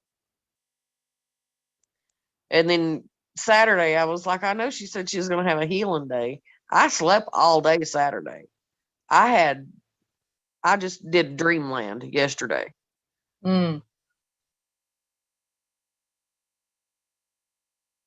But yeah, I've not got anything accomplished because it's like it's been coming through in dreams too.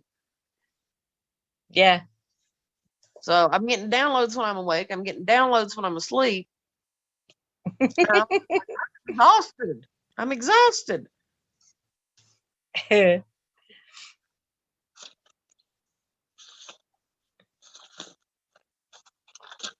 So I don't know. Maybe I don't know. This I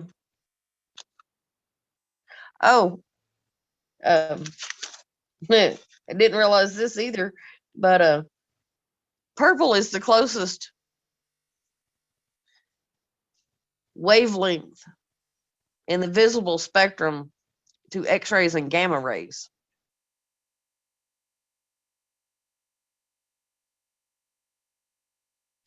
That's interesting, because gamma, it was gamma frequencies that we were passing through, probably still are, around the solstice last year, winter solstice.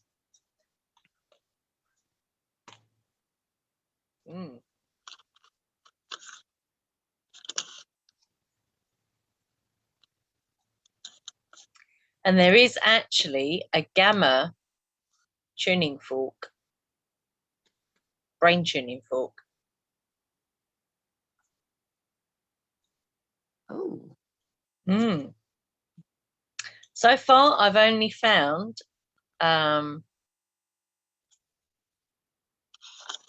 one seller on eBay that sells the gamma tuning fork, and it's in a set of brain tuning forks. I have to send you the link. It's who we usually buy our tuning forks from, and they're the only people that I've found that sell the gamma tuning fork.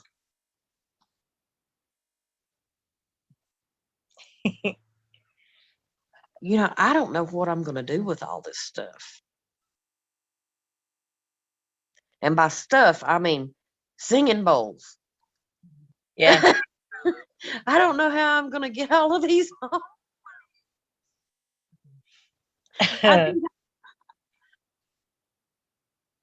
I mean, I'm like, I bought all these and I have absolutely no room for them. Is there no way that you could get like a little trailer to tow? That's what we're thinking about doing. The only thing that scares me with that is, you know, we've never had that van on like any kind of a long trip or anything, which is one of the reasons that we want to start going camping, is to like try the van out. Because I could deal with that a lot better here than I could with it tearing up, you know, halfway to Tennessee. Yeah. But, you know, I don't know how it pulls or anything. I've got that van pretty. I'm gonna have to watch my weight on that van. I did use kind of a lot of heavier wood and stuff on it. I built, instead of building the inside of the van like you would build a van, I built it like you would build a house.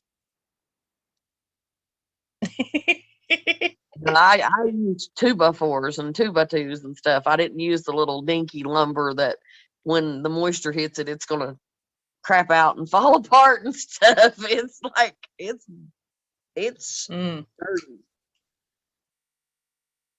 So it just worries me about the transmission in the van, whether I can pull what I would need to pull. I did look into like renting one of the large U-Hauls and a tow dolly and pulling the van behind it. You know, just loading to the U-Haul and then towing the van. But apparently the van's too big for their tow dollies, so that's not gonna work. I've even looked into having it shipped. Really? And that would cost like anywhere between $1,500 and $2,000 to ship it.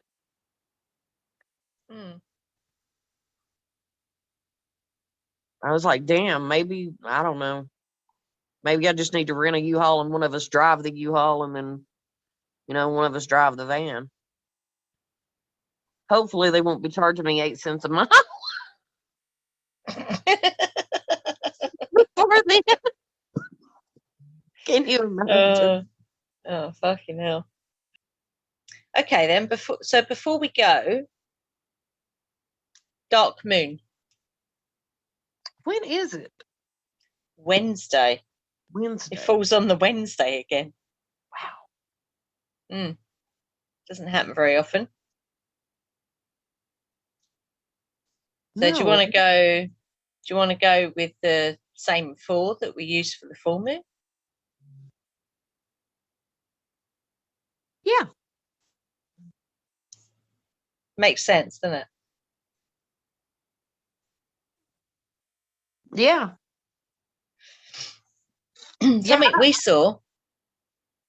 we saw the other day, because Mananon is connected to the crane, yeah, and we've got cranes on our marshes, but we've never heard them.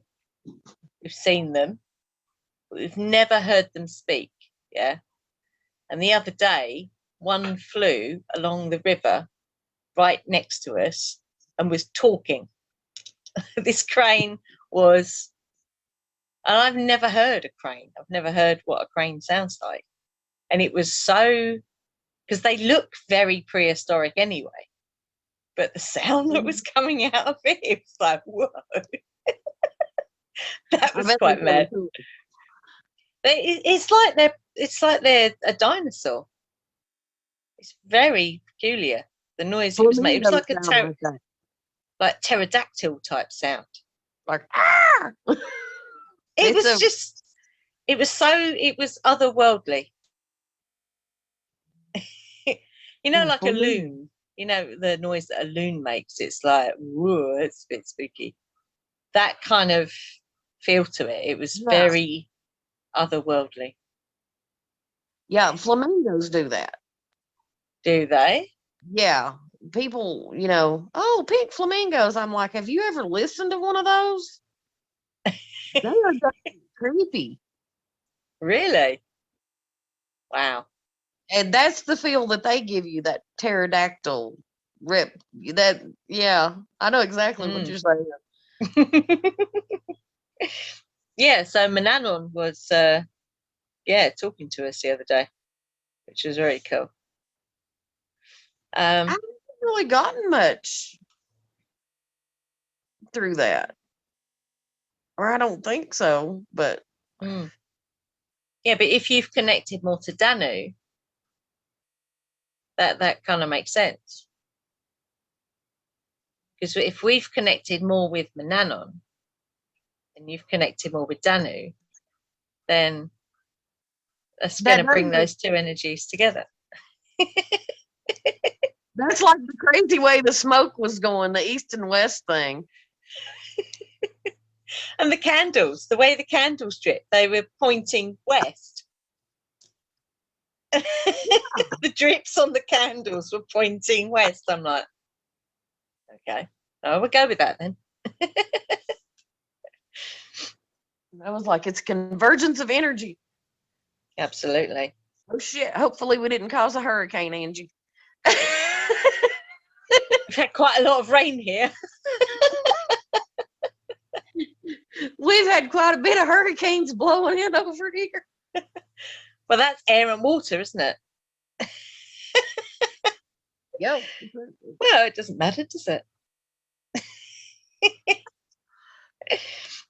We've had some really bad hurricanes this year. Yeah. Wow. Oh, flooding. Yes. Yeah. Well, the whole world has experienced that, hasn't it? Oh, who was it? Oh, that was Flat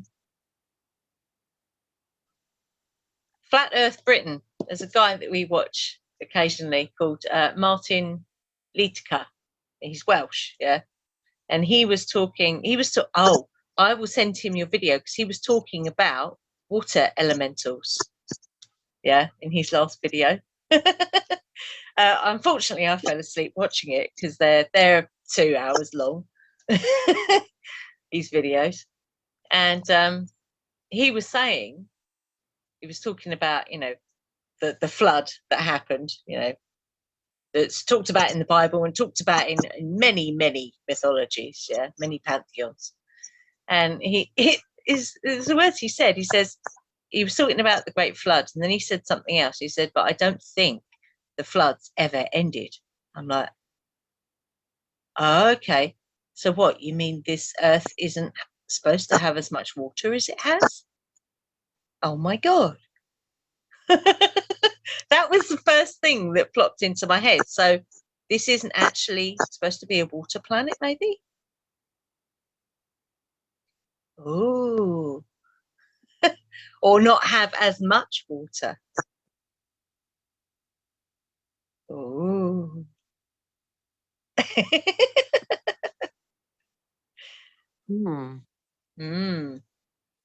That gave me some real, like, pausey moments. Yeah. Did you know they found a new species of dinosaur in Brazil? Yeah. Uh-huh. Almost like a T-Rex. Okay. Just like within the week.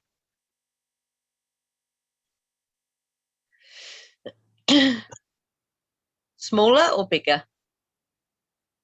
I haven't watched it. I just saw it and I was like, well, that's pretty cool. I'm gonna have to watch that and find out. But the pictures that I saw, it looked like it would probably been about the same size as a T-Rex. All right.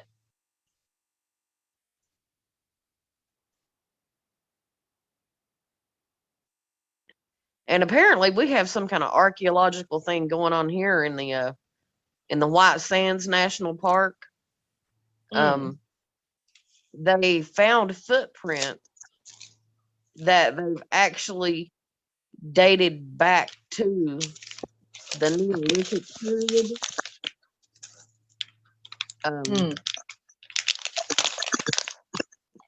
The footprints that they found, they say, prove that humans actually were alive at the same time as dinosaurs. Really? Yeah. I thought that was pretty cool.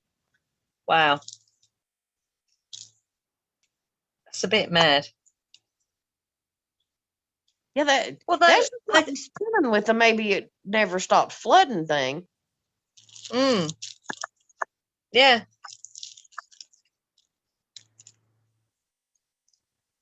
It's a bit of a mad idea, isn't it? But if it never stopped flooding, then why would we have land at all?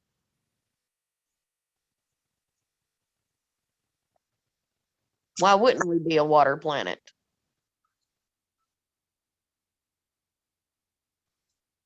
Well, the only thing that I could kind of come up with, because in the oceans you've got some like crazy, you've got bigger kind of valleys and mountains in the ocean than you've got above. Oh yeah, like the Marianas Trench. So it, you know, even if it kept flooding, oh, where am I going? So there's obviously some very large mountains and valleys on this planet, yeah, that we can't see because they're under the water. So if there wasn't the water there, I mean, it would take, what am I trying to say? It's taken an awful lot of water to bury those the mountains, if you like, because what we can see is a fraction of what is under the water. Yeah, I think that's what I'm trying to say. Does that make sense? Yeah, that makes sense. So we would be living in we'd be living in the mountains if the water wasn't there. Yeah.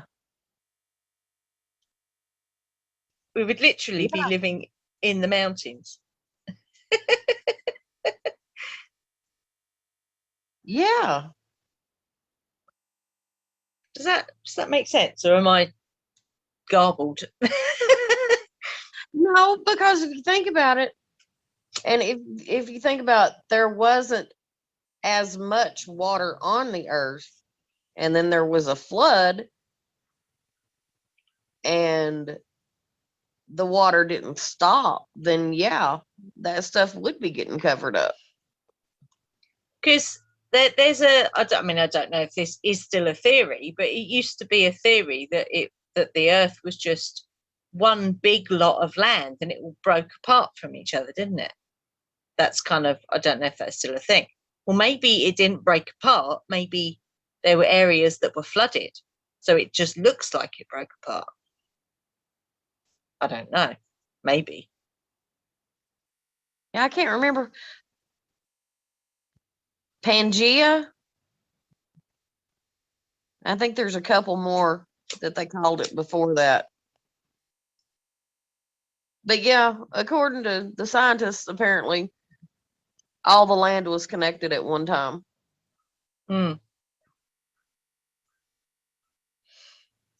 But maybe it was connected because it wasn't flooded. Maybe. Maybe continued flooding is what caused it to break apart. Yeah. You know, I think it's really interesting. This is one thing that just fascinates me. And it's what leads me to believe that they actually all were connected at some point, is because the same coal vein that runs through the Appalachian Mountains here runs into Wales. Oh, wow. Do they line up? If you take a line and draw it between those mountains and Wales, are they in a straight line? I don't know. I've never looked. I don't know if those things go in straight lines, but I don't even remember what it was I was listening to. It might have been a documentary on coal mining, but I was just like, holy shit, for real? It's because, and they've like taken the coal out and tested it and everything, and it's exactly the same coal. It's the same vein. I was like, that's cool as shit. And so, and that was what made me. I'm like, yeah, okay, I can wrap my head around that then. Did you know that the Appalachians are supposedly the largest, the oldest mountain range in the world? Really? Wow. And I didn't know that till the other day. I was like, really? They're the oldest? Okay. So if they're the oldest, that means that would mean the shifting started taking place right there. And I'm like, damn, I grew up in a like really kick-ass magical place. Yeah. It's no wonder all the superstitions and everything that surround that part of the country. But no, I had no idea that was the oldest mountain range. It's not it's not like the largest, but I was like, damn. That's very cool. Oh, I'm gonna ask this and then I'm gonna get off here and let you get some sleep. I'm gonna have to find me something to eat. What was Ian talking about earlier when he was talking about the master key? And the reason I'm asking is because there was a YouTube video popped up in my feed. Okay, there was a YouTube video popped up in my feed today about that. And the master key system. Yeah, it's old. It was written at the turn of the. It was written in 19. Oh, we did find it. Hang on. It was written in. It was just weird because I was like, why is that showing up on my For You thing, recommended videos or whatever? And then Ian said master key, and I was like, I know, I just saw that. Is it a magical system? It is, but it's not kind of billed as a magical system. It was written in 1916, and this book was banned. That's how important it is. It's mad. I can send you the link to the the video that he was talking about, the one that's narrated by, that sounds like it's computer generated, but it doesn't at the same time. Yeah, the world within, thought is energy, energy is power. So it's all that kind of thing. The cycle of 7, matter is changing, balance in the universe. So it is magical. But it's written, it's a little bit old in the wording it uses. And it is, I don't know if it's written by, okay, originally published in 1916 by Psychology Publishing, St. Louis.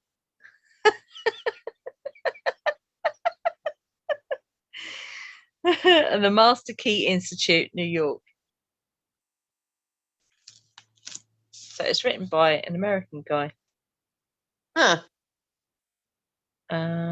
Probably a Freemason. It wouldn't surprise me. He was an active member of the American Scientific League. Don't know what that is. And the American Society for Psychical Research. Might have been a Mason. Charles F. Hunnell. Haanel. Yeah. It's very interesting. And we were talking about the plane that you saw when you said it had a nose like the Concorde. The real story about the crash that killed the Concorde. There's absolutely no reason for that to be showing up on my YouTube. Oh my God.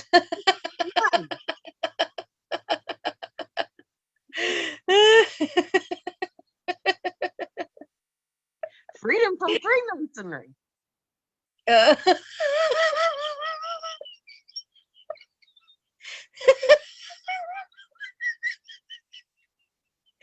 It's weird, isn't it? Weird with a Y. The surprising secret of synchronization. Seriously? Yeah.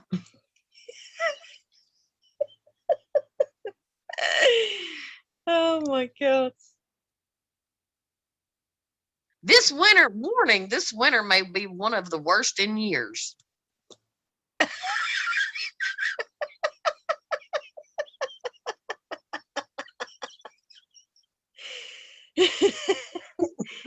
It's like it knows me. But it's like it knows what I'm thinking. Yeah. Well, we're creating our reality, so why not? I mean, the universe is listening. The universe. Supernova consumes the galaxy. He's listening.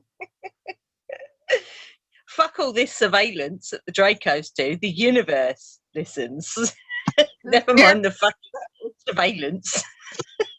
And I swear this happens to me all the time. We'll talk about something and it'll just show up. Yeah. Yeah. Well, that's what happened two Mondays ago when I was ranting at the universe. Come on, do something. And then Ian comes in with this. It's called Vedanta. It's like karmic yoga, and it's a philosophy around the nuts and bolts of how things work. And Ian said, "Look what I've found." I'm like, "Oh, okay, thank you."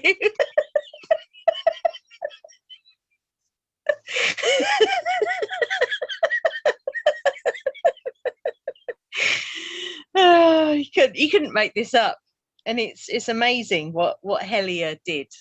It really brought that into focus, that synchromysticism. It's incredible.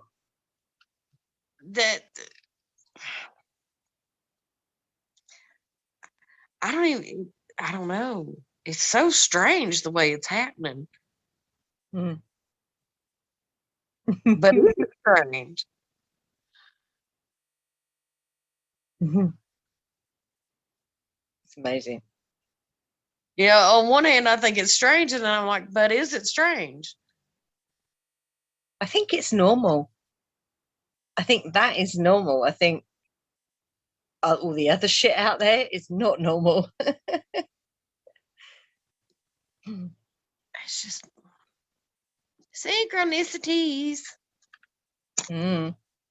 I'm thinking 8:30. I don't know why. Okay. I will look that up and see. 1:30 my time. Is that okay? Yeah. Cool. Do you want to do compass again? We can. Cool. And is there anything you want to focus on in that ritual? What do we want to banish? Figure out what we can banish. Let's get rid of some of this shit, Angie. Okay. Well, have a think about it. And let me know. And I'll have a think about it. I'll consult with Ian and see what he wants to banish as well. Hey, he might just want to go and, what's it? Zapping the Dracos with the Hathors. I love that. Hey, we could do that. We could turn our wands into stun guns. Yeah. I like that. I like that a lot. I do too, actually. I'm over here having a picture of my peach moonstone wand turning into a lightsaber. Hey, yeah. I love that. That's so cool. And if you get any ideas for Samhain as well, what you want to do for that, because it's such a big energy. It's like, where do you even start planning that? It's like, wow. Oh, one more.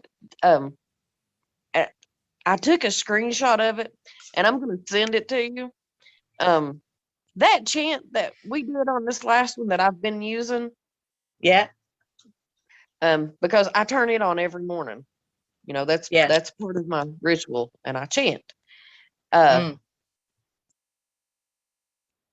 I found a little thing that gave the description of when it was written and what she was doing when she wrote it, and it's really cool. Okay. And I sat down and started trying to figure out what the heya, what all of that meant. Yeah. And the nearest thing that I can decipher is that it's a call out to your ancestors. That makes sense. The heya is used to call on the Great Spirit. And at the end of it, it's thanking them. Oh, wow. So that's just, I just figured I'd tell you that one because I usually like to know what I'm chanting. Yeah. But I've been trying to figure it out, and the nearest that I can figure out is that it's an ancestral call. Oh, we'll definitely use that again on Samhain then. Yeah, I really like that one. Yeah. It lives in my head now. Cool. I like that. All right, you know what I'm going to say? Be fearless. Stay witchy. Take care. You too. Bye.